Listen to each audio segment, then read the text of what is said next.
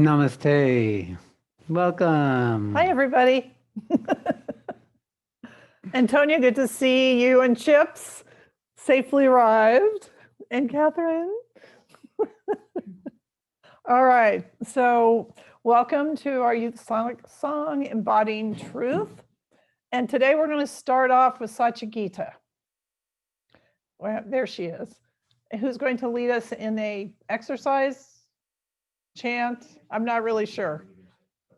So there you are. Am I front and unmuted? center? We can't hear you. We can't hear her. We're getting your sound up. Okay. There you are. Hello. Hello. Namaste. Namaste. You're live and well. I am. Yes, I will start with just a very simple embodiment practice because we thought just talking about embodiment seemed a little pale. I wasn't prepared to do it at the beginning, but it will be perfect. All right. So Sat Shree and I were having this little cross conversation. I thought you wanted to do it at the beginning. Oh, it's perfect. Either way. See? So I just invite you all to close your eyes or keep them open if you want to. It's your choice. And inviting you to feel into the back side of your body. So your back, your seat, the back of your legs, feeling into being held and relaxing back.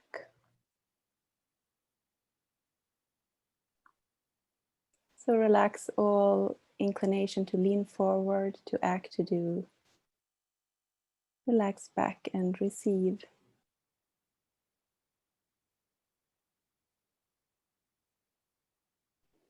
And then bringing ourselves into our feet. And rather than looking at our feet through our awareness, explore the experience of you inside your feet, that quality of you, you-ness.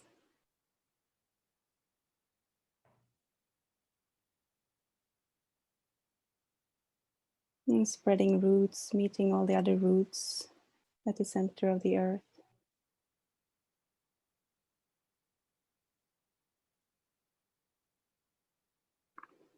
And then bringing that exploration of you inside your entire legs. Your seat, and bringing yourself into your belly, your lower belly. You might want to place a hand on your belly, taking a seat here. In this body, your entrance into this entire existence. Feeling the breath there.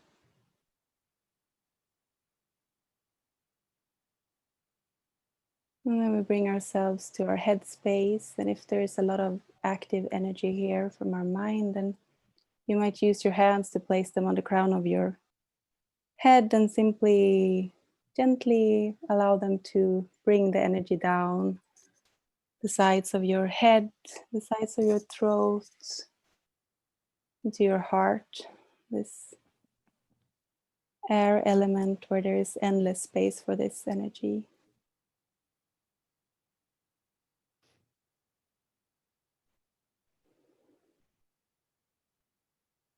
And then bringing it even further down again to your belly, your lower belly. And if it's comfortable, you can place one hand on your lower back and one on your lower belly, depending on how you're sitting. Just holding this midpoint of your body, this place of transformation, union between the paradox of this creation, the Sat, the Asat, the individual, the universal. So again, just taking seat here.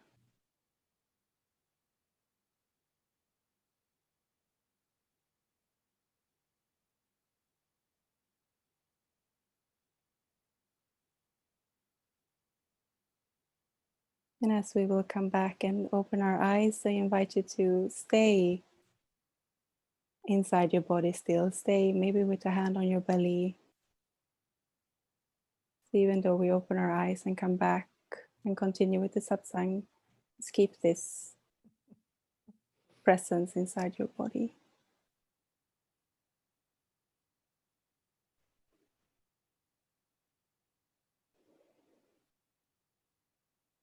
And with that, I will hand it over to Sat Shree and Satyamai. Thank you. All right. Thank you. Thank you. Well, just notice your reactions and your experience, your sensations from doing that exercise. Stay with that for a bit, because it's pointing in the direction of what we're talking about today.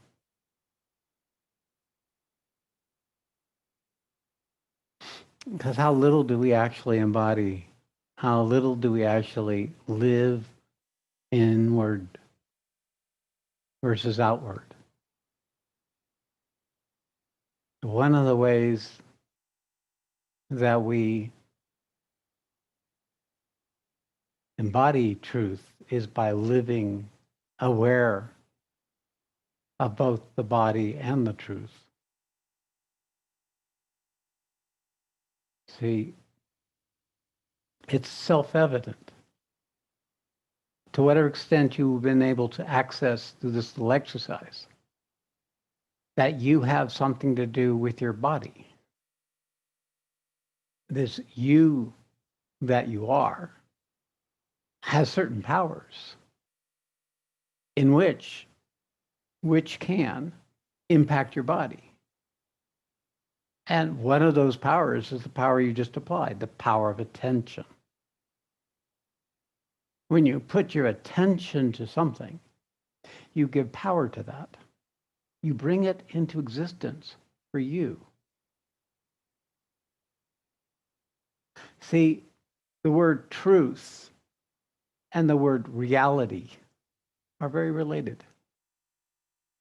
What is real and what is true are simply two descriptors.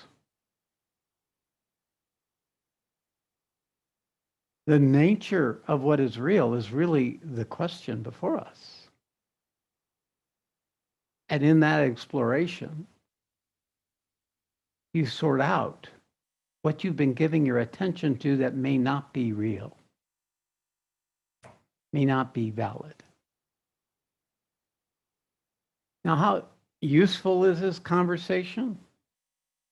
Well, at the level of consciousness, it's extremely useful. At the level of living your life, that's the question mark.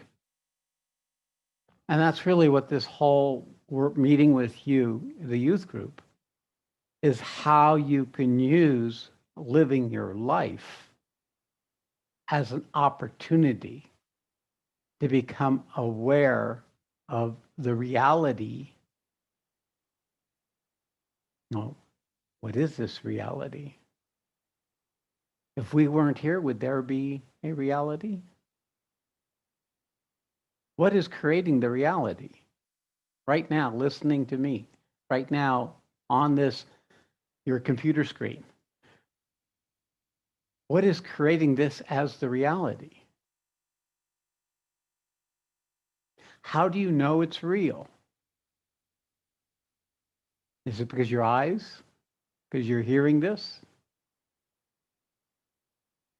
Perhaps in some of your cases, there is a sense of transmission, a sense of energy. Any of those are variations of this one, what is true, what is real, what is embodied, what is not. You see, what defines or gives us the capacity to apply attention, what allows us to experience the life we're living, is this essential principle we're calling truth. But truth is really an unfolding of something that's already here, right? What do you find is true? You get rid of all that is not. And in the process, what's left over is true. Maybe it's nothing. Maybe the atheists have it right. Maybe it's just this now. Whatever is immediately available, you shed all belief system, you shed all projections of the future. You step out of our entanglement with the field that our body holds. We begin to perceive a different kind, through different kind of sense, a different kind of knowing. Something that's so simple and so immediate and so apparent is not obvious to us because we're swimming in the ocean of truth. The Gita says it.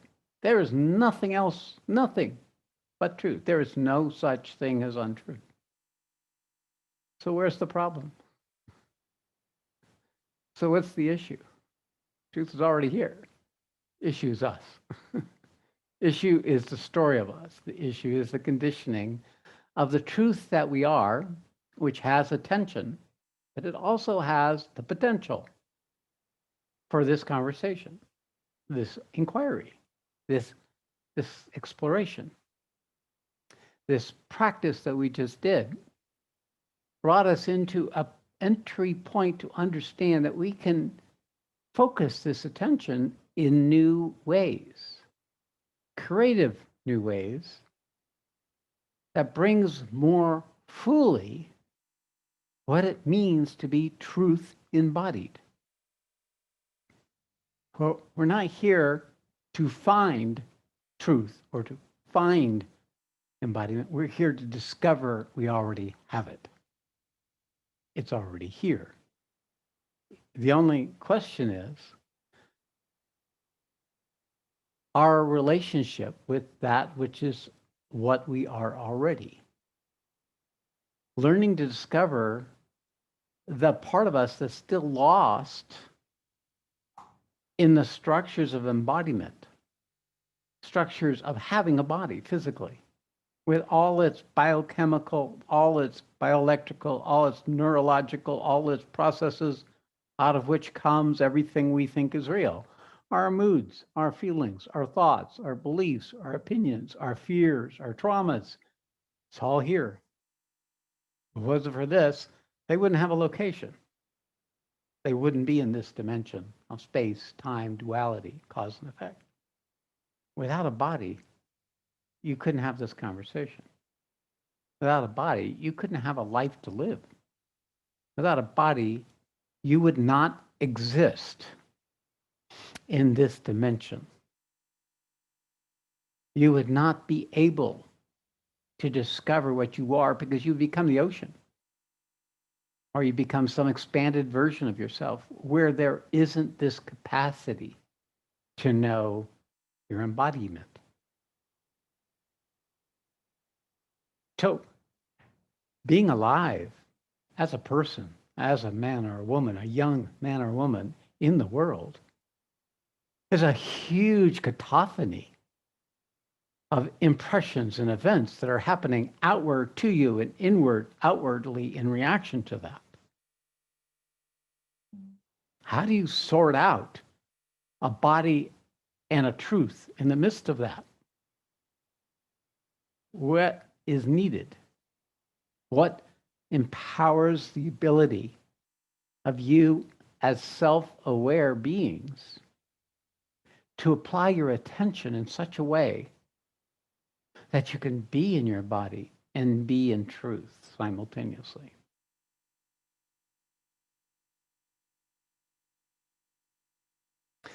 So the question is really an intent in this conversation, is to open up this discovery in yourself.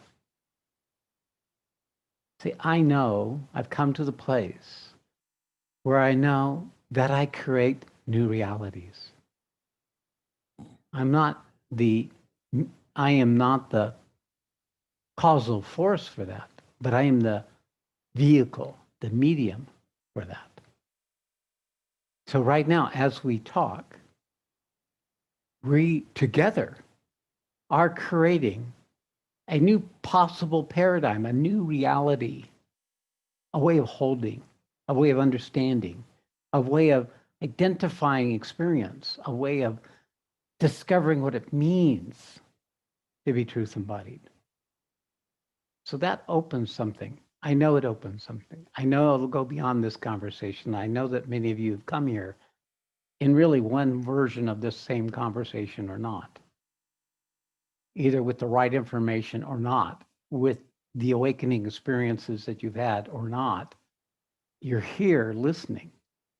You're here receiving and being invited to create, co-create this opportunity to discover this potential, this capacity we all have to create in our lives comes from the very principles we're talking from. What do we create? We create something that would be other than what our conditioning would automatically create. The truth of the matter is there is no world, no existence, no problem, no solution, no happiness, no sorrow, if there isn't a you. It is you who defines what's real. It's you who have the possibility of not only creating what's real for yourself, but for what's real for others, a possibility for a new reality for others. So we carry within us,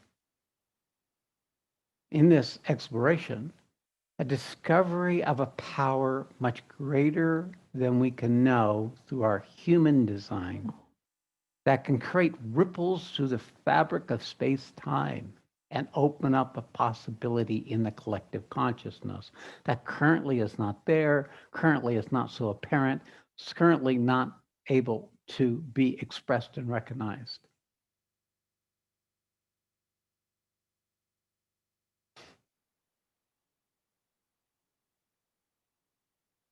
So you are the truth. The part of you that can know anything is expression of truth itself. There takes a you and a knowing and a something. You are the only thing in creation that can do that beyond the most simple programming of biology that exists in all forms of life. But we have this unique condition, you could say. A unique possibility of becoming aware of ourselves alive. To have a choice when life comes up. Not always, but at least even in the programming of our preferences or our fears and our attractions and our desires and our hopes, we are choosing. There is this sense of me choosing. You chose to come here. Actually, in truth, something chose you. Be it your conditioning, be it your longing or aspiration, or being what I'm going to be pointing to ultimately is that something else is living all of us, of which we are simply drops of an ocean of.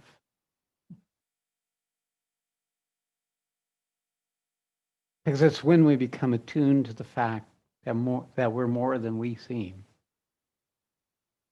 That we carry within us an inherent possibility by our very existence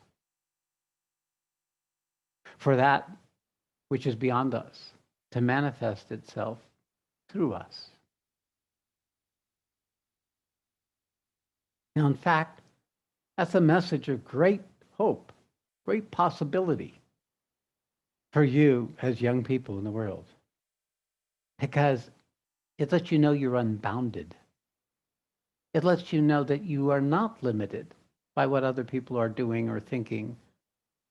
You are not defined by the outer world as much you thought you were. At least you have the ability, the potential, the possibility of coming into the world as an original being, as something with its own genius, with its own unique expression, beyond just what the conditioning would have you be. To be more than you could be otherwise. A discovery of a resource that's in your body that can be awakened when we attend to it.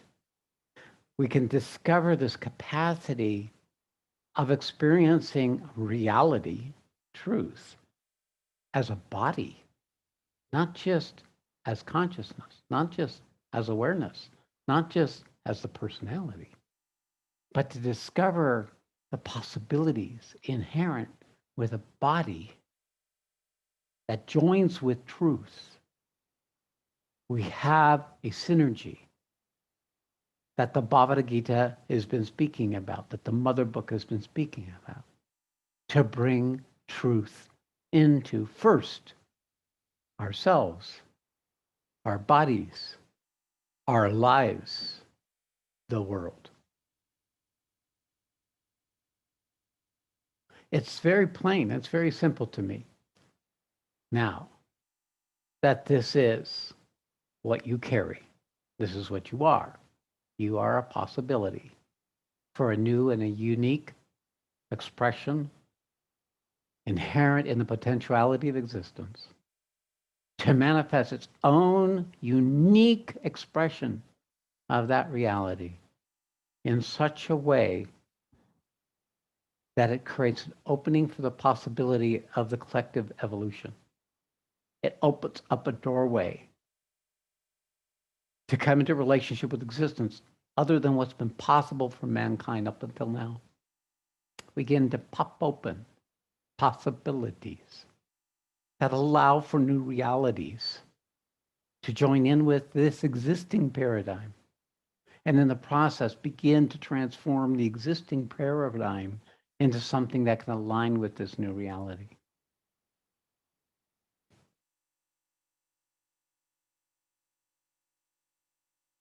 So if there's anything to get from one who's come to it, is that you have this tremendous possibility inherent within you. It is the most positive, the most true, and possibly the most effective way to embody and live. When you align yourself with the unique and inherent possibility in your outer life, when you begin to take actions, begin to speak, begin to act, begin to not act in some areas which are still keeping the limited possibility you carry limited, but begin to discover and risk and step out of the boundaries of what that conditioning defines, you begin to discover this in your own experience. You begin to discover that actually, as a human being in a body, you can begin to affect change in your world that gives space for that unique potential to express itself. And it's always going to start out as a possibility. But if you don't take any action, there is no possibility. It's just an idea. You say, oh, I'd like to do that. Or, oh, that sounds like a good idea. It's like, I wish I could do that. That's all in the rumination. It has little power unless it can be embodied. And what do we mean? It means you start speaking it. You start sharing a possibility with other people. You start, in the process, enriching that possibility for you through speaking it, through acting on it. And in the process, you make it more real, more true, more possible. And in the action, we then create a shifting in the innate structure of how we react, or how we project, or how we wish or fear. We begin to discover this innate quality of our embodiment that is either aligned or not aligned with the unfolding of that possibility. So these are universal truths. It's part of the power of what you are as truth. This is available to you as a potential with or without a body, by the way. But its manifestation in a body makes it a powerful means by which that which lives you can come into existence through you, as you, in that paradox, seeming paradox.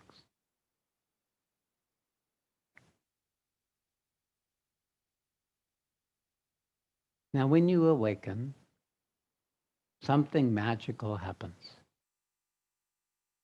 You tap into this quality we're right now calling truth. You begin to discover in either your awareness or experience, but remember, even in your awareness, there's experience. If it's in your experience, there is also an awareness. These are all concurrently occurring. Sometimes the glimpse that you get with your awakening seems to be entirely in your conscious awareness. And other times it's this sense in your body, a vibrational, an expansion, a thrill, a coming alive, coming into existence in a way you're not familiar with. They're both interrelated. One feeds the other when we're in our bodies. And this is your dilemma. The dilemma of not only your generation, but previous generations, but even more so as the generations have come subsequently, because the material world is not as demanding. We can live in an awareness. We can live in a bubble of knowing and not even know we have a body, not even begin to discover the magic and the mystery. When the depths of our consciousness can get focused and organized enough to enter into the vehicle that our awareness is inhabiting. I mean, it's just like a car without a motor. You're just a shell waiting to live when you live in your awareness. You're living in your approximation of living. You're living in your ideas. You're living with your stories, your past and possible futures, or feared futures, or traumatized pasts. But you're not living. The cost of not embodying is the cost of a lived life. The cost of not taking your awakening and recognizing that its purpose is to give you a place to stand other than the conditioned self that you awaken from. To empower you to be able to choose differently, to see differently, to shift the way you've been looking, to change the lens and see without the veils of your mind, the veils of your past, what existence is capable of. Learning to develop the ability to go beyond our fear, our contraction, our diminishment, our self-absorption, our egocentric absorption, and all the wrongs that have happened to you, and all the wrongs that are out there, and all the wrong that your ruminations create. Because you see, it's only in the disembodied condition that we suffer. In the embodied condition, it becomes just an experience. It becomes a sensation. It becomes an energy. It becomes a contraction or a blockage, an uneasy feeling, a disease. But it doesn't have a story. It doesn't have this death sentence that comes in the mind that imagines it could die. So when we begin to experience things in our body, they become more simple. It's not about your heartache. It's not about your relationship with your parents. It's not about your relationship and your needs and your wants and your betrayals with others. It's an experience. It's a sensation. It's something that's occurring within the field of your physical embodiment. And in that simplicity, the development of your consciousness comes out of its infinite possibility as awareness and begins to become focused into your embodiment, in your life, into the structures that are occurring and the reactions that are occurring and the opportunities that are unfolding for you as a person in your body. You got to get it. If you're not in this body, you're not living. You're living a partial life. Yeah, you eat, you do all the things at the superficial level, but you're not bringing forward the opportunity of your birth. And certainly you're not bringing forward the opportunity of your awakening. See, when we awaken, we actually can it itself creates a new paradigm. even if you're in the midst of something you can't imagine and it doesn't seem you created it. But it opens up a doorway of a possibility. It carries with it a call, an invitation to make it real in your lived life. If what you've awakened to is supported in your actions, if you continue the practices that support the awakening, then the awakening, instead of always going and you have to wait and wait and wait till it shows up again, you create a willingness or a listening for it, which it hears, if there's such a thing. An awakening can hear us because what we're awakening to is actually a being, the one being of which we're all expressions of. So when we begin to attend to our awakening, we begin to start making real that which we've awakened to. And when we do it in our day-to-day life, in the 24 hours minus the number of hours we sleep, 6 to 12, whatever you are, you have a period of time. What percentage of that time are you focused on what you've awakened to, and what percentage of that time are you being run by the conditioning or by the demands and the immediacies of your day-to-day? How can you bring your awakening into your unawakened self? Without your body, without knowing your body, you can't. Because the habit is so outward oriented and inward reactive oriented. Is it safe? Did I say that right? Do they like me? Did I, all those other things. We have no choice in that machinery that goes out and in and out and in and out. And yes, it's stored in the body, but the body isn't the problem. The body is just a simple donkey that carries our consciousness, walking through life or running through life. Maybe we're not all donkeys. Some of us are doggies, right? The one that runs around Tonya's screen. They're not in charge. They're just dancing as an expression of nature without any self-awareness of that it could be different. They don't have the possibility of choice. They don't have a sense of self that allows us to become aware of how programmed we are and then begin to discover that we have a choice to not let that programming determine our thoughts, our actions, our beliefs, our ideas of what's possible for us.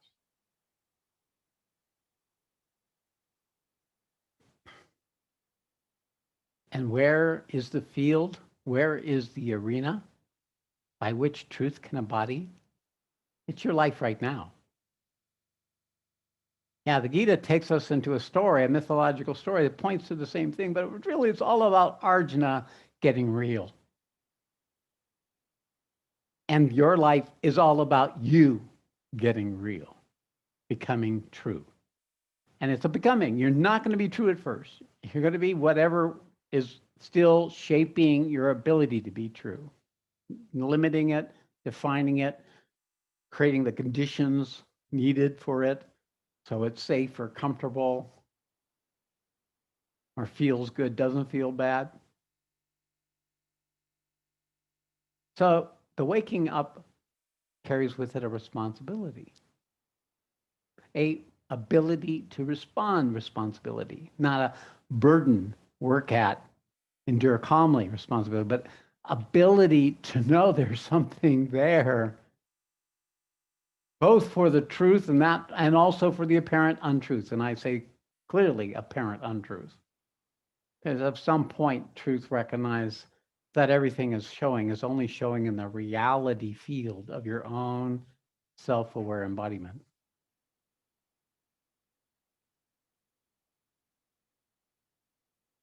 So how do you live? I mean, this is the question. This is of the four questions. Who am I? Why am I here? What's the purpose of life? How do I live? This is really the way to convert this conversation. And I point to triggers for this, the means of this, the technologies of this, techniques for this in all the work we do. But it really gets down to you living the remainder of your 24-hour day with a greater percentage of your attention to your awakened self in its body than in the usual habitual structures of your outer life.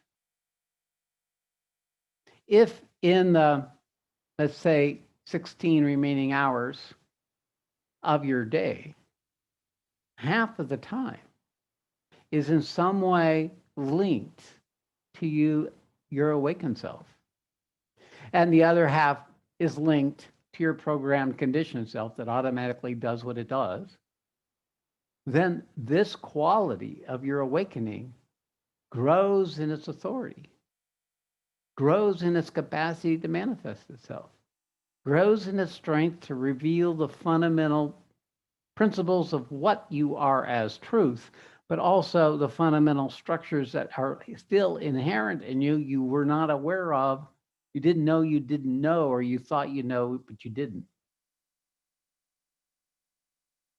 And that expanding opens up, starts shifting automatically what you do with the other half or less than half part of your life, how you show up at work, how you show up in your relationships with the people around you, how you show up with your idea of the world and what your role is and your beliefs and your ideas. It starts shifting. And in this process, the body starts catching up with you.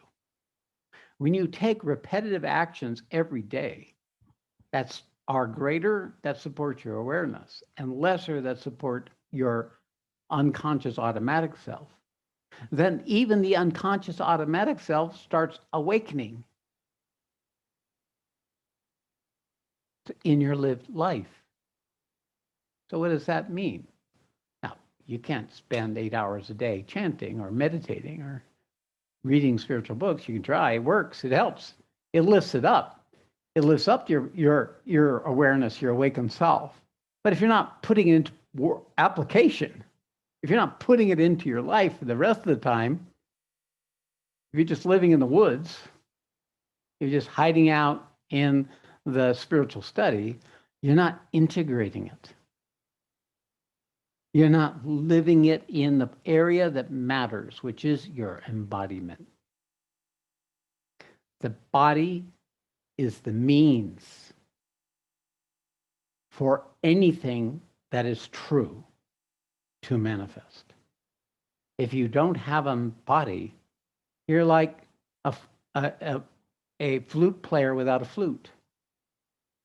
You are not able to come into existence except as the shell of the possibility of a flute.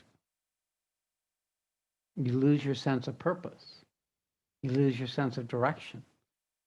You don't know what's right or what's wrong, what's good or what's not. And we drift in the current of the rest of the conditioning that's living us and everyone else, going this way, sometimes good, sometimes bad, sometimes nothing. So when we learn to apply effort to organize our lives aligned with our awakened self, we also begin to discover that our life is changing. But it only happens if we take that awareness and inject it into each moment of our day to day to varying extents. So one technique that's very simple, that's an entry point, is that you enter the day with an intent to have 60% of your time inward, attending to your body, not your mind, not your emotional reaction, not your story, but inward into that awakened quality that lives within you, within your body. The more you can include at least the body part of the world that you're in, the more the body becomes the instrument of your awakening. It becomes the vehicle through which your awakening can sing its song. And in the process, you start tapping into the song singer, that which is the breath that blows all the notes of all songs. You tapped into that fundamental principle. in the process of making it part of our lived life, it becomes available to us. It becomes clear for us. We become more capable. We become more surrendered, less resisting, less controlling, less trying to make it our way, but rather to discover what it wants of us. We learn to align our consciousness with something greater than us. And this transformational process that occurs as the body starts catching up with us crosses that threshold. And we go beyond ourselves as an individual trying to wake up and become enlivened. And we become a means by which the universe can fulfill its purpose in our lives, in our time, in this domain and peril that we live in the midst of.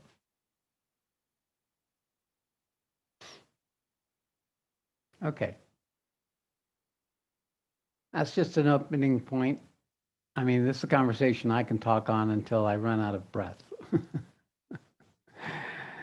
But the principle is, how do you make this real for yourself? How do you bring it into your life so you can recognize who's running the show?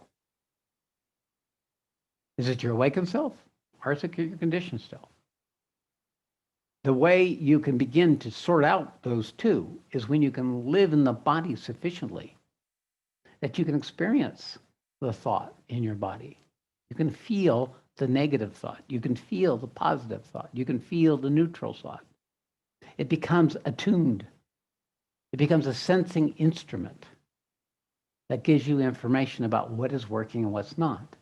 It becomes your compass. It becomes your true north. It becomes showing you the very thing that perhaps you've been running away from and not wanting to experience that needs to be met in order for this possibility you carry to come into reality for you. If it comes into reality for others, is secondary. You can be a bookkeeper. You can be, a clerk in a store. You could be a pot washer in some restaurant, trying not to get COVID-19. You could be any of these simple things in life and be able to be an instrument. But each of us have our own particular expression that we actually have to live in order to find the unique opportunity our existence is. I started my life as a dishwasher. I got my first job at 16, washing dishes. Then I went and ran away from home, and I picked up a job in a bakery, working the midnight shift, flipping donuts and making eclairs and all the other stuff, sleeping on the beach during the day. There was this evolving process, and I got to tell you, I was happy washing dishes. I was happy flipping donuts.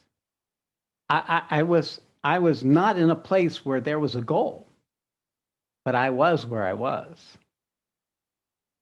And eventually, the world gave me an opportunity. My wife had become pregnant. We had a child. I had to do something. She got welfare, and that time welfare had a education component. So I got free education. I went to local junior college. And at the time I wanted to be an art major. That was my passion. I had found my passion. Previous time was preparing me to appreciate the passion when it came. Sat Shree. So there is an evolving, unfolding through our lived life where we start from where we are and we begin to take actions aligned with that opportunity to allow that to be enough, to grow into that, to allow that to sink in, and then life will show you the next step. Okay, I'm being told to go back. Yeah. Well, all right. Now That's we're like restraining the tide. I know. So now we're gonna bring up the core team. We'll get a chance to speak, and then we're going to open it up to the rest of you. So can you bring them all on? Start with, okay, so we'll start with Satyagita, and then we'll just go from there. Hello again. Hello again. Hello, everyone. I feel a little blown out. It's like you spoke every word to me. I mean, it's totally my life. And I know many others have the same experience when I meet people who are like in this generation. I also got in touch with this grief of the like not having fully embodied. And for me, when I also really liked how you spoke about embodying true life. Like we can talk about embodiment practices, but for me, I find that it's really true living my everyday life that I am embodying. And it's more and more like I'm coming in touch with this so immature part. Like I feel like a child when I go through this process. And it's like I'm having my higher self, which is also there and so knows like why I'm here. And then there is this human who is learning to walk, basically. The And it's immature fine. parts. It's fine. Like it's Yeah. fine. But At least you're learning there's immature parts. yeah. And I guess when it comes to embodiment, one other thing I'd say is when I met Sat Shree and Satyamai, it was so clear that it's my body who is leading this process. Like it's like learning to walk or learning to talk. It knows how to go through this transformation. Like it's in the DNA. So that it's also a matter of relaxing and allowing that to happen. Keeping it very, very simple. Very good. Yeah, and I feel I will hand over to someone else because we are 5 in the panel and we said we'll keep it short because I feel really the main thing with this satsangs is also to have a lot of time for everyone to come forward because it's like we create this and we all learn from each other. Okay, who's up next?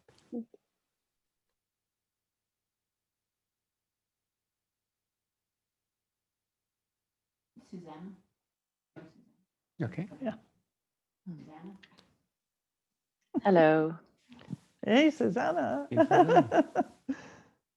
Satyagita, thank you for mentioning the feeling like a small child, because that is also my experience, like doing certain things for the first time, even though I've done them like 1,000 times before. And that is exactly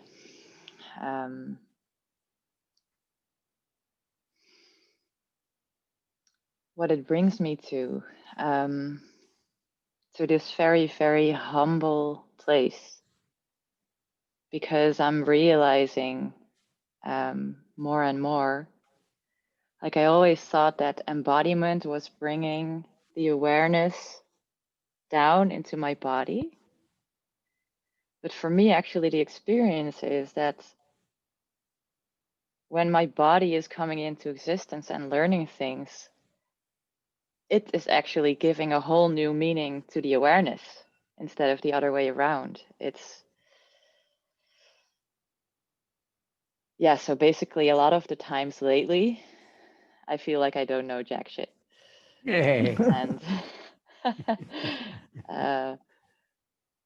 yeah, like everything's new. And yeah, this whole embodying also, to me, it's like holding chaos, embodying chaos, learning to be with that. And there is this one thing that you said in the satsang, holding chaos, Sat Shree, that really stuck with me, and that is that our unlimited consciousness get bound in the body, and it makes it humble. And this getting humbled is realizing how vulnerable we are, is how the universe learns to come into existence.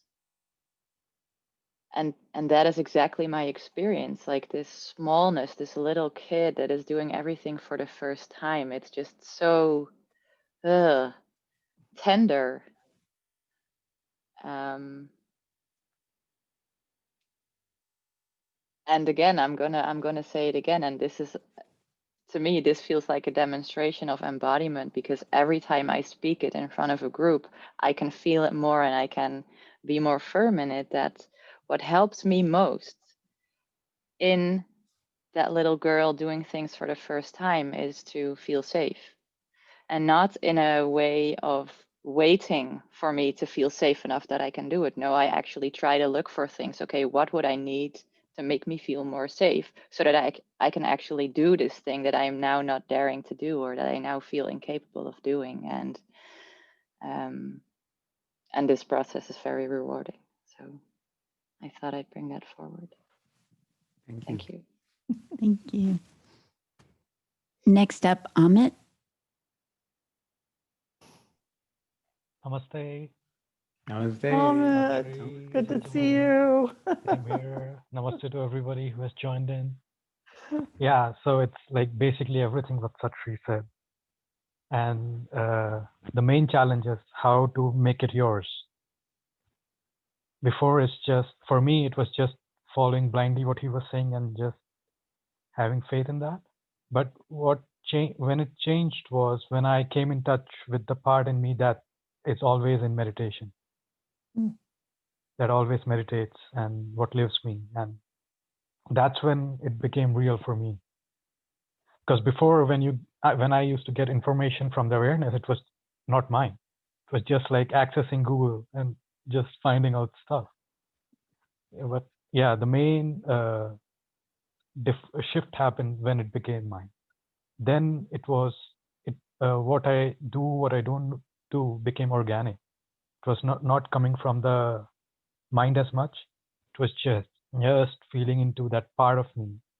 And it's so clear that silence and stillness is what nourishes it. So yeah, it becomes easy. And the main thing is to integrate the human more and more. Because with trauma, the disparity between the higher self and the lower, the traumatic part is like big. And initially when it was showing up, it became very disturbing. Like, what is this? It felt like I was holding insanity inside of me. But over time, the capacity to, like, insanity also becomes play. So yeah. Perfect. Thank you. Thank you. Yeah. All right. Next up is Adi Deva. Adi Deva. Hey. Namaste. Hello, everyone. Thank you. My body is quiet.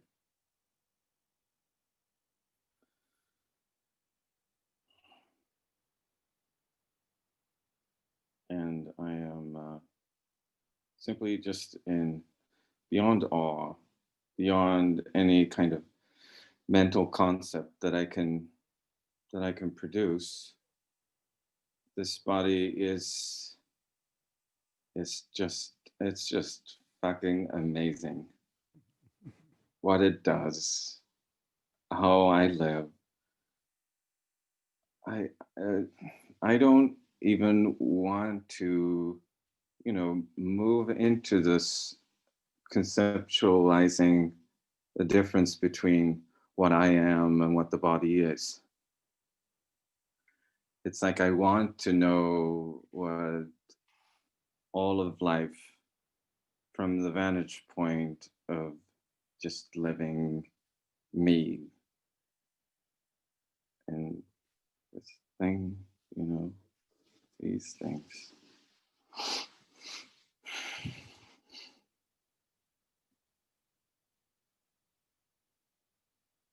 And so the first thing that came to me when I felt into this topic was just the longing to feel alive, and the longing to feel simply.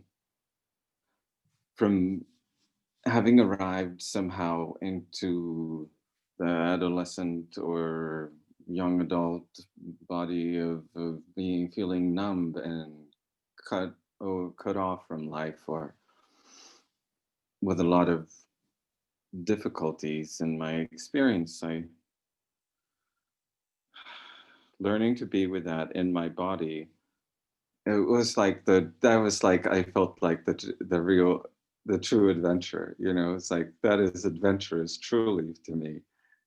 The first time I experienced holding, learning through, then it was a method of something called focusing, a psychotherapeutic method of learning how to be with a negative emotion in a embodied experience, and feeling that anxiety, you know, being, as I was attending to it, just evaporate and turning into freedom and spaciousness and lightness and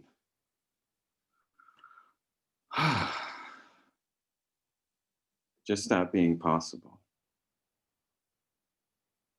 What an amazing thing. And then, you know, 200,000 such processes later or something, but and the both the enduring and the enjoying,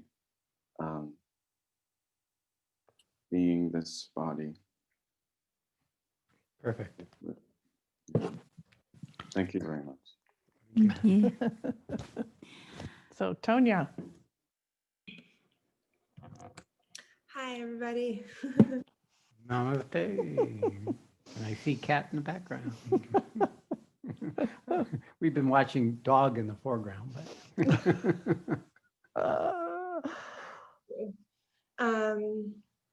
Yeah, so this is a really interesting conversation to me because I feel like a whole different layer of this has opened up for me in the last couple of months.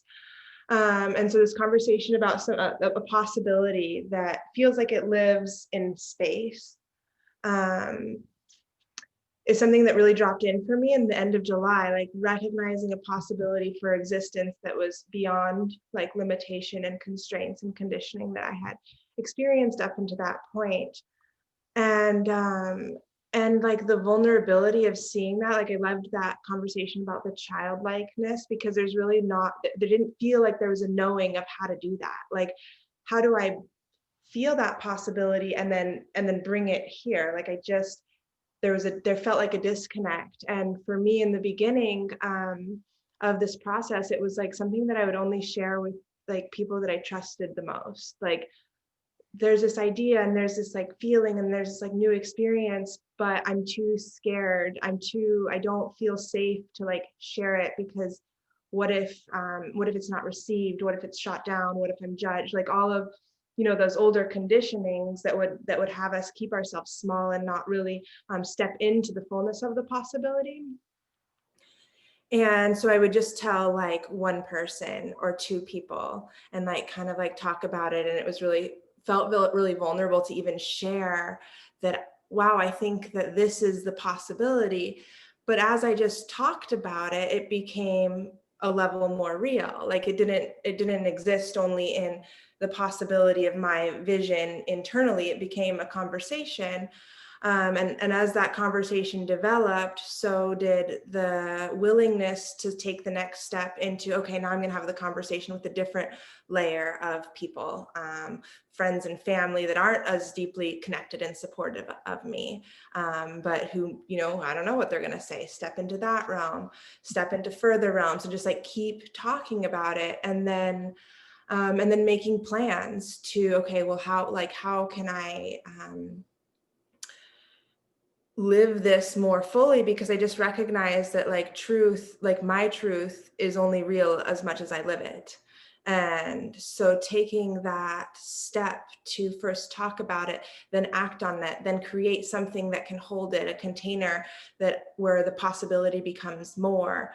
And as I'm seeing it, it's just crystallizing. Like over the last few months, I'm just feeling a possibility and a reality crystallizing and creating a new realm, creating something that I didn't even know was possible, but where before the constructs had been maybe just like an energetic sensing of the psychic, now they're becoming more solid, where there's financial pieces involved, where there's other people who are invested, where there's things that are coming together to create that reality as more than something that's just in the awareness. And it's just like every step that I take that just continues to be in alignment with that is that like vulnerable child, like learning how to walk, because I have no fucking clue how to do any of it. But it's just like a trusting in the gnosis that what else can I live for if not creating my truth in the world, and having that be refined by the world as it's kind of sharpened by the edges of lived reality. And so I just am living that and feeling that come into action. And it's really remarkable because it's creating kind of a reality and a paradigm far, far beyond anything I ever thought was possible, far, far beyond anything that I could even have begun to perceive in the beginning stages. And it just keeps growing and blossoming. So the dog is freaking out. So that's all. Yeah. Sharpening the reality of Okay, the the universe. boundaries of the flowing river. Becoming the ocean. Great illustration. Yeah. Okay. All right. I think that's the core group, right? Satyagita? Anyone Susanna, else in the core group? raised her hand again. Okay, that's it. So then let's go forward with Eric, who's been sitting there quietly waiting. so Eric, Hello. Eric, hello. Namaste. So Before speaking about the body, I would like to share something that happened this week. A short remember. A few days ago, I don't know for what reason, I landed on the Facebook page of Satyamai and I saw her name, Janice Barbour, and I said, Yes. okay, wait a minute, that name Barbour, that rings a bell. And I remember that 16 years ago, I was with my girlfriend Rose Moraine in the ashram of Swami Atmananda in Tiruvannamalai, and we had done the Pradakshina around the mountain. But we wanted to walk on the inner trail, and so Swamiji told us, oh, but I will ask Scott to show you the way. So we went with Scott on the inner trail. And another day, Swamiji asked us to sit in his office and called Scott to teach us WPM. So we learned WPM from Scott. And when I was back to Belgium and Scott to US, Swamiji asked me to be in contact with Scott to learn some Bija Mantra technique. So I had a phone call with Scott and we exchanged some emails. And so this week, after seeing that name, Barbour, I said, okay, I will go back and check in my email contacts. And indeed, I saw that Scott from the Atmananda Ashram was scottbarbour@yahoo.com. And then I say, oh shit, my God, it's only now that I realize that the Scott of 16 years ago is no Sat Shree. Oh my God. there you are. We have testament to the proof of that this existed. Yes, there was once. I love that, Eric. That's a beautiful. It's a great story. Yeah. And here you are again. Yeah, here you are. By the way, you were walking very fast, on that inner trail. It was difficult to keep up your pace. Yeah. I cover the territory quickly, as many people will attest. All right, very good, Eric. Thank you for joining us. Yes, in this new version. But about the body, I mean, sometimes when I'm in meditation, I can feel or listen to Satsang, I can feel like a kind of bliss or even feel like slightly drunk, but that somehow that feeling remains in the upper part of the head. And I have the feeling that the rest of my body remains contracted. But still I've done Hatha Yoga, Qigong, relaxation, sport, body work, whatever, I mean, for the last 30 years to try to unlock those things. But it seems to be out of reach of my conscious effort. And even I tried with Shaktipat Master, who gave Shaktipat, and the Kundalini was supposed to untie all the knots, but it did not happen for me. So you are my last hope. I hope that with the Sat force, it will blast those blockages away. Well, Eric, actually, there's something more you can do than hope. Actually, what you do is when this feeling comes, that's in here with a little trickle of bliss, you consciously direct it down your body, consciously in your imagination, while you're in the midst of the experience. Direct it down your body, into your throat, down into your chest, into your diaphragm, into your belly, into your second chakra, into your first chakra, and then down into the earth. Just direct that quality of bliss, that quality that's coming to you. And at first, maybe nothing will happen, but if you keep it up with every time it comes, you'll discover you're making it a real channel. Okay? You do that. I will do that. Yes. All right, Eric. Very good. Thank you. Thank you. Okay, next up is Susanna. Susanna again. Yes, I'm conscious of taking up space, but I wanna make it short. But I did feel like when we're speaking of embodiment, I cannot not talk about this because a big part of my process actually has been very bodily, and it has been very painful, and it has been learning to sort of let it do its thing, and with all sorts of kriyas and muscle cramps and screams, and it's something that I find, I mean, I don't see it often on screen. We've seen Russell give birth to something, and I mean, in retreat sometimes it happens, but it's for me it's a big part of the process, and it can be pretty intense and weird. And well, I just wanted to bring that forward. Good. It's good. Yeah, I mean, that's the lessons of those of you who have been with me for a while can share with those who are still discovering the territory of the unmet, unlived parts. So perfect. The body is the most effective means of holding these without going into story or getting overtaken emotionally, but converting it into an event that's occurring in the sensation and the energy and the structures of your body.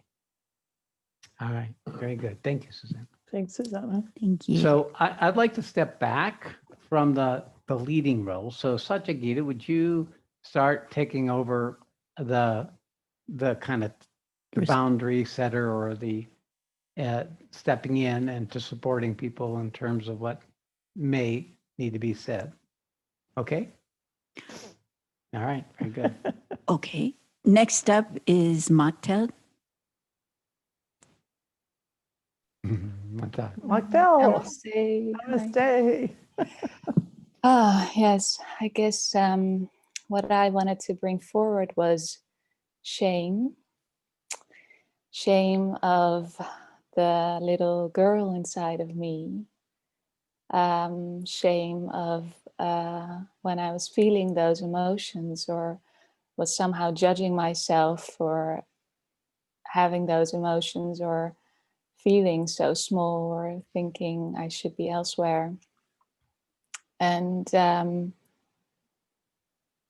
yeah, but when you go beyond that and you embrace the little child inside of you, it becomes the most wonderful gift, because every time I do so, it heals. And yeah, I guess I wanted to bring that part forward, as can be such an obstruction if you feel that it should be differently, or you should be somewhere else than where you are at that moment. Yeah. Thank you. All right.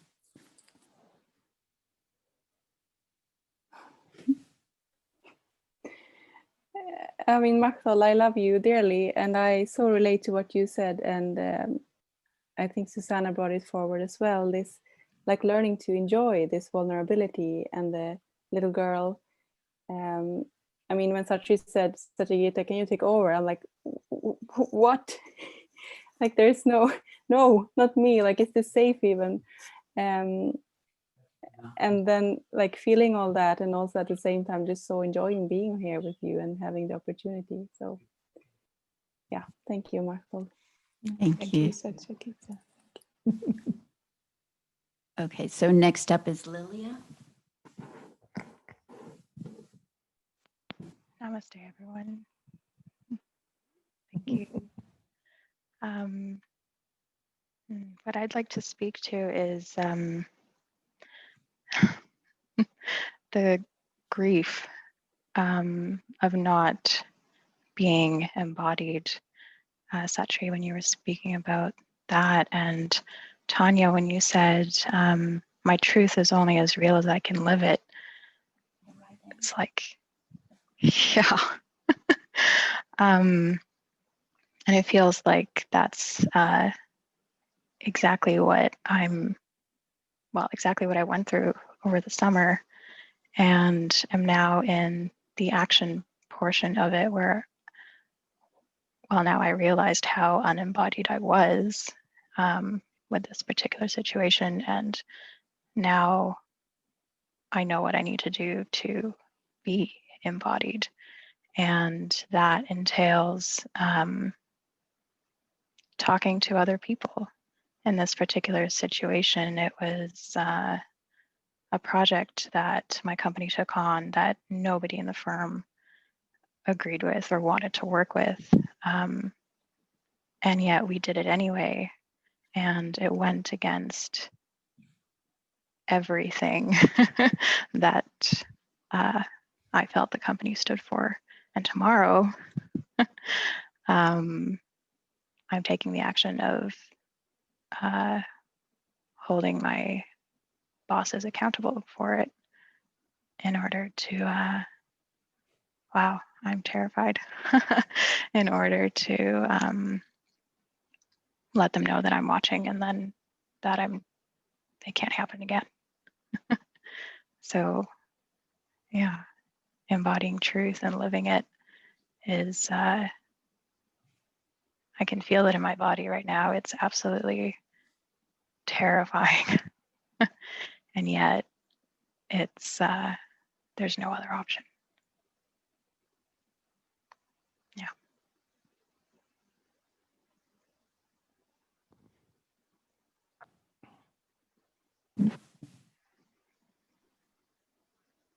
Thank you, Lilia. And like once again, such a total relate to what you said. And I also, when I shared in my first sharing, also this grief of not having fully embodied, and also what Tonya said about like the only truth is what we're living.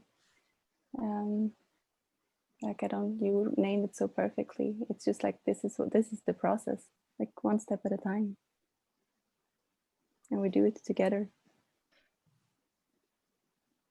Thank you. Thank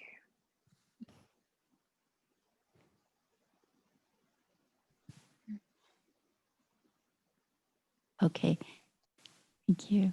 Next up is Nick. Oh, namaste, Nick. Good to see you. Yeah, it's good to be here.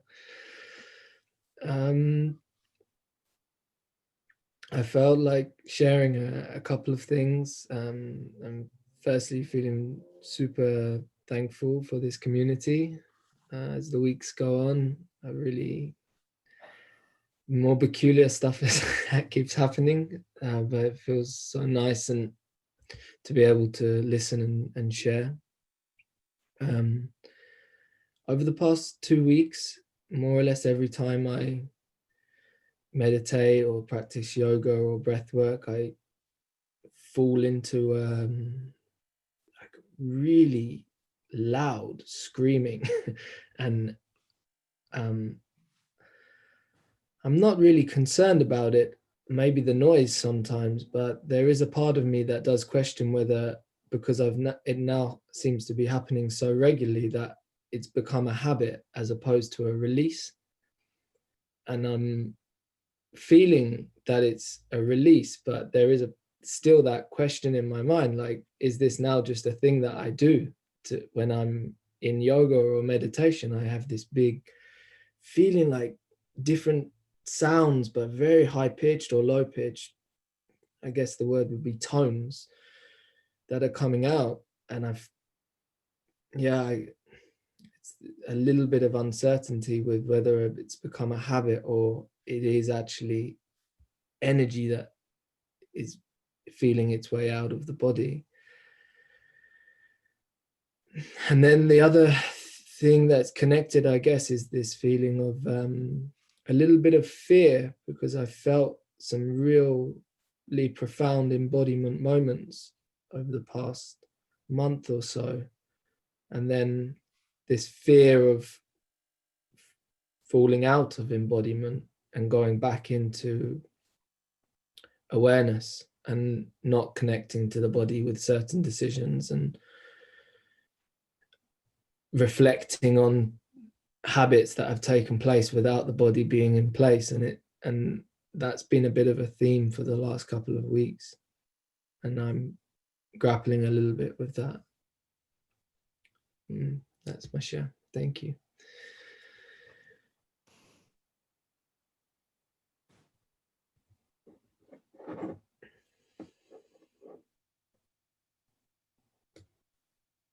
Thank you, Nick. We haven't met. Nice to meet you. I just have a feeling that Susanna could speak to this. I don't know if she wants to, but I could just...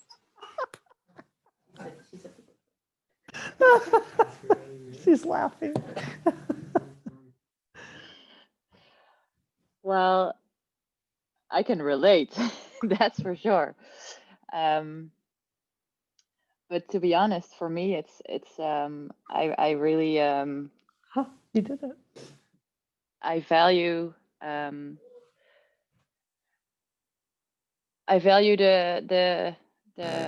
sensitivity of what you're asking, because that's actually something I'm trying to figure out myself as well.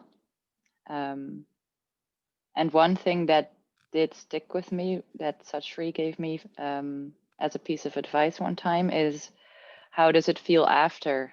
Like, is there peace and calmness, or is there still anything going on? And that's what I try to tune into. And also for me, when like primal screams come, I feel like they're screaming me. It's not me. I'm not the one that is making the sound. They're just coming out of me, and I'm surprised that the loudness or the tone, height or low of it. Okay. So that would be what I can share, and otherwise, yeah, just it's an exploration, I think. But yeah, I appreciate your question. Thank you. That's perfect.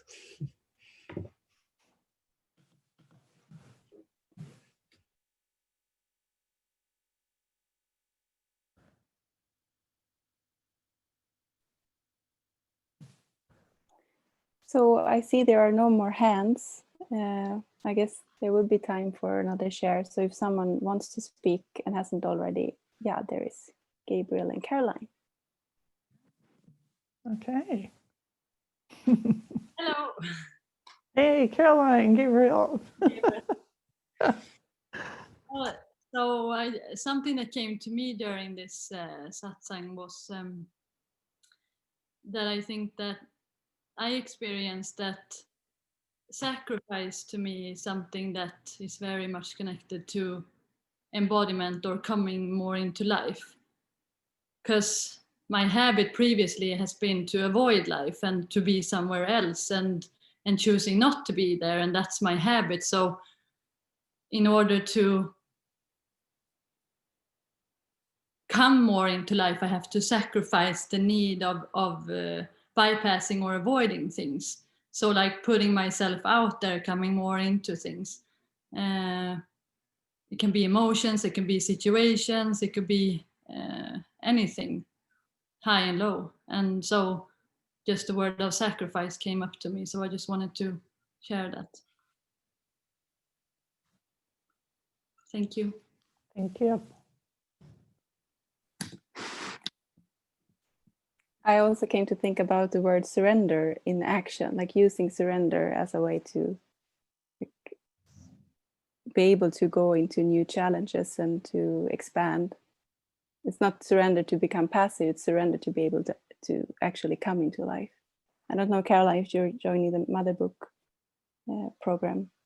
I will, yes. Yeah, nice. Yeah. Very good. Yes. 60 of you, yes. Okay, I guess we have 9 minutes left, so still, if someone else would like to share, there is a little more time. And then I guess we'll have 5 minutes at the end. Final call. I'm brave. That's great. There, Maggie. Maggie, yay! Namaste. She's in Hawaii. Great to see you. Yeah.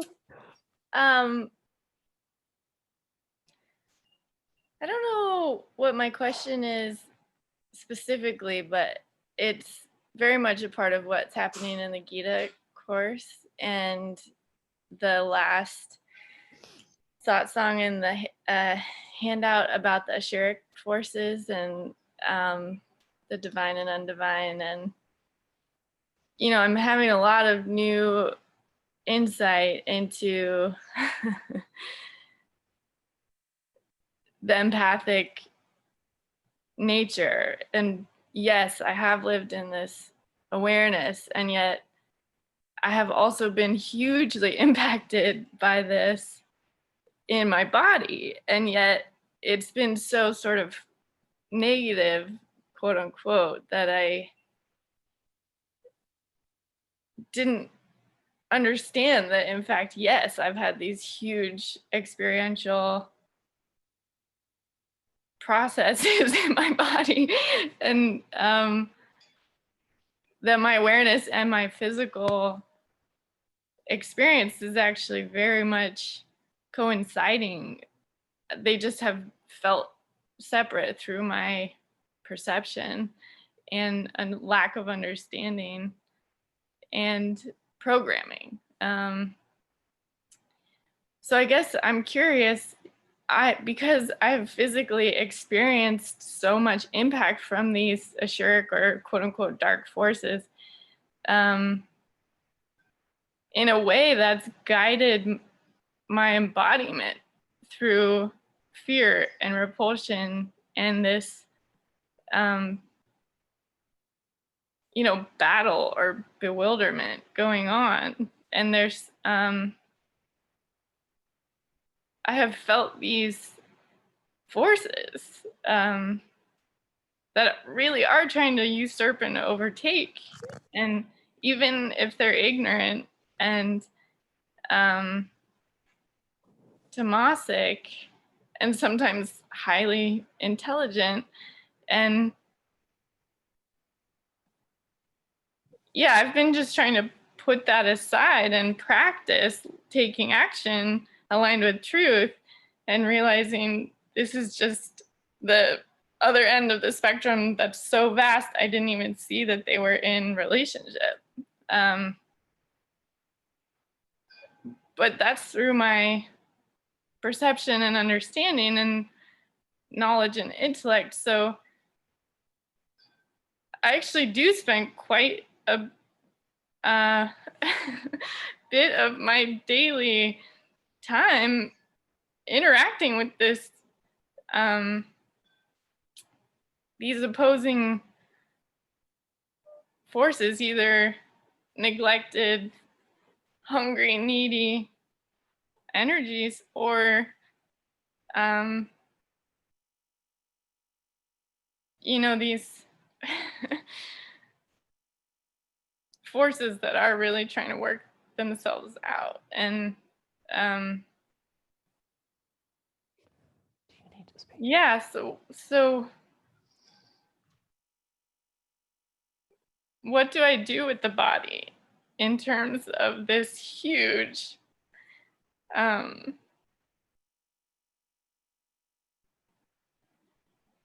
battle, or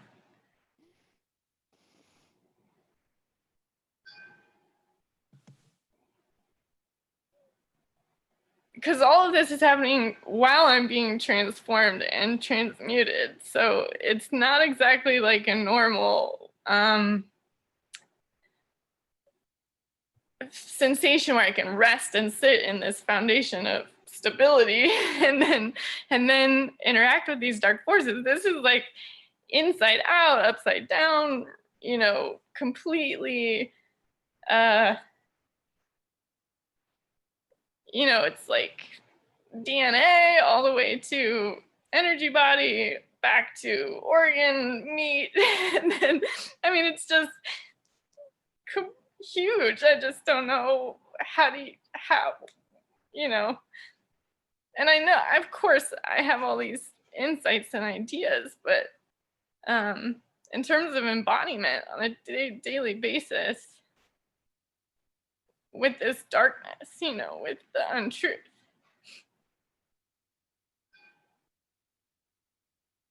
Got it.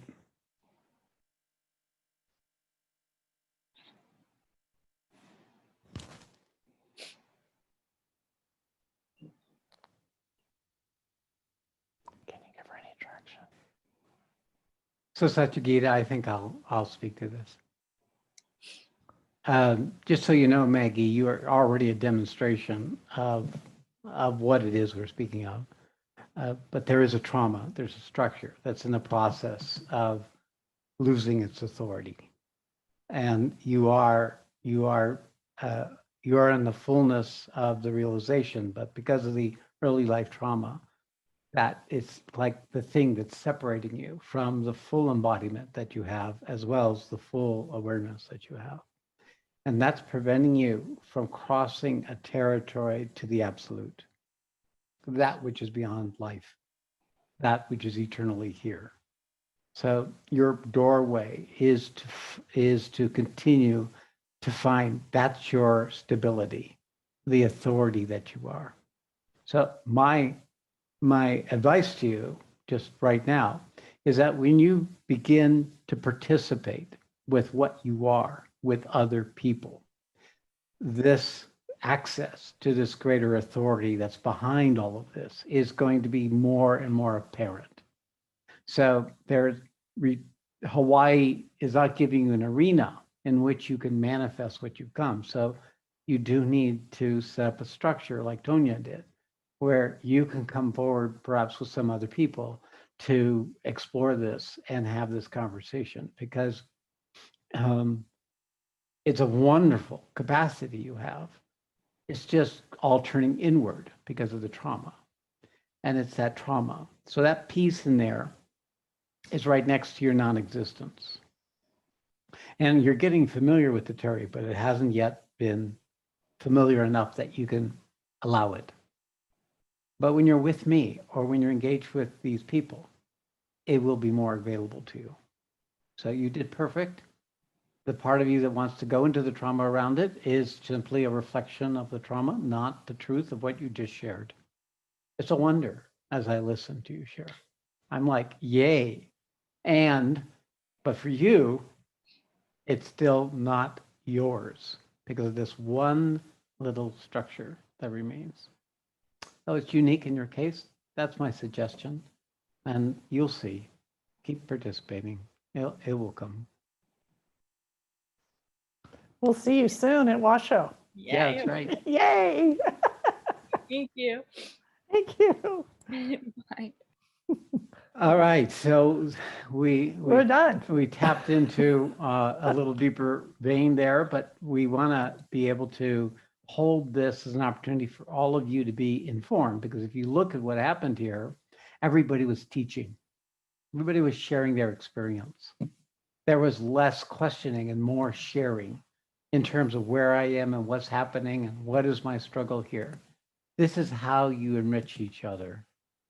So the continuation of the youth program is really with each other and in the unfolding and being able to discover for yourself in your own reality, what is that unfolding reality in the other? And in that recognition, you empower your own. All right, well, that said, I want to thank Satyagita and the whole core team of the youth group for all you have done. But now we'll finish with taking just 5 minutes. We'll run a little over just to sit in the energy and the opportunity that this possibility is manifesting. And of course, be aware of your body. While you sit there, pay attention, include it, don't leave it behind, Don't go to Never Never Land. Stay here with yourself in your body, as a body.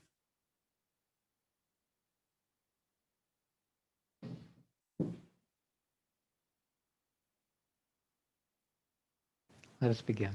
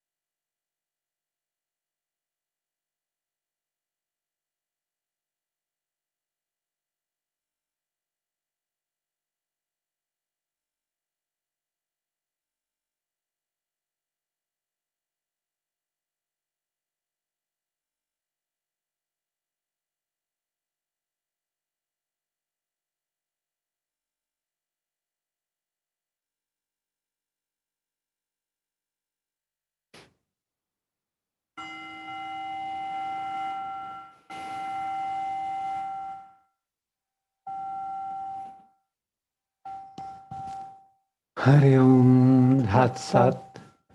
Hari Om Dhat Sat. Hari Om Dhat Sat Shree. All glory to Supreme. May truth manifest. Namaste. Thank you all.